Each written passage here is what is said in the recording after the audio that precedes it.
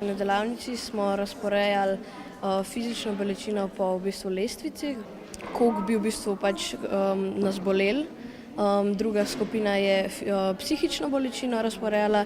Odločili sem se, da te najbolj prizadene smrt sorodnikov, bolj na koncu razpredelnice pa so kakšne bojazni pred kontrolkami matematike in zobarjem. Najbolj zanimivo mi je bilo da lahko različni ljudje različne bolečine drugače prenašajo. Bolečini so posvetili tudi hajkuje. Izak Luka je razmišljal o vojni. Ker vojne povzročajo veliko bolečine in veliko smrti.